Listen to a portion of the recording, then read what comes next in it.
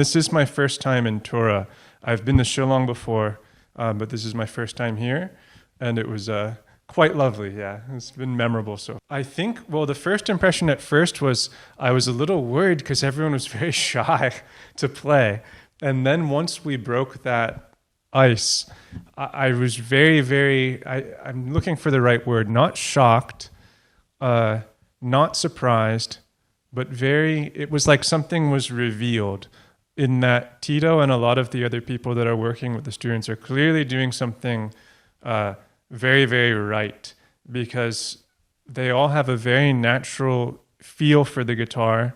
When I was playing or jamming with some of the students, even the younger ones, their like inherent sense of rhythm is very good no matter what they're playing. And I really think it's like a little far north secret in that I really thought they're some of the best students I have ever encountered in any workshop in India in the past 10 years, I would say. And so for me personally, like when I hear a lot of them and I talk to their teachers, I think a step beyond just today's workshop and start thinking, okay, if I visit again in half a year from now, if there's something more I can do, if there's a way I can link them up also with my students to grow that connection and help them perform, because they were very, very, very skilled, especially for their age level. So that was a very nice, like hidden gem, I would say. Yeah, I definitely think that's possible. My impression of classical music, and it's like specifically if you're looking at Western classical or performing, not even mentioning Tura, if you're thinking about India as a whole country, my observation has been, let's say, Indian audiences are very open to lots of different genres, different styles, whether that's metal, rock guitar, classical guitar, but also the subgenres within classical music. So you would have like Spanish, you have the Impressionist era, the Baroque era. I find that there's a general openness that I very much like here.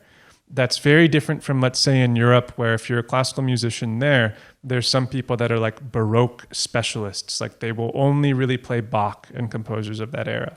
There's classical music specialists that really only prefer early Beethoven and composers from that era. Where what I like here is people are more open to that variety.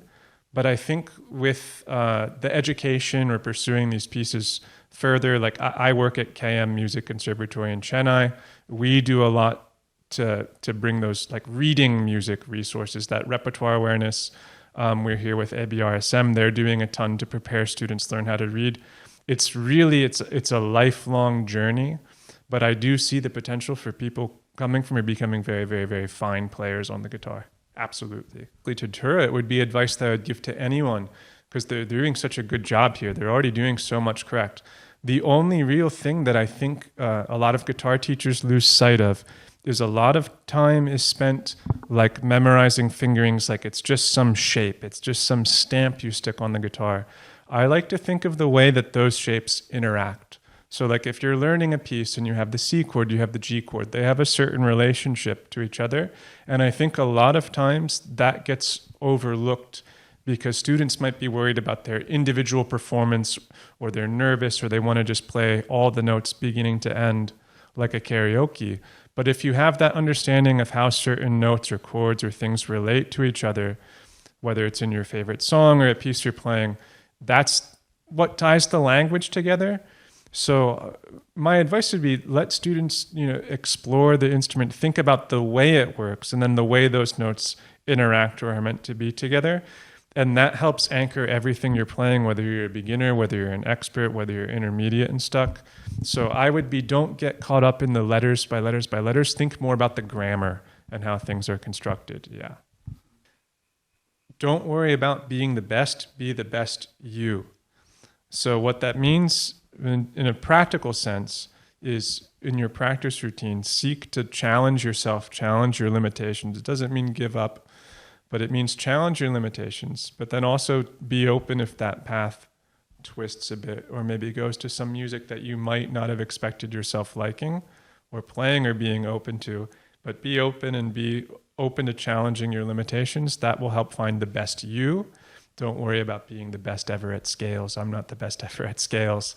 Don't worry about those things. Sharpen the strengths and try to always, when you're playing something, practice in a way that resonates with yourself as a musician, because if you don't resonate with yourself, you miss the end game of that being, it's about the audience then. It's really, the concert is for the audience, and being able to, the better you can resonate with yourself, the better you'll be able to resonate with them.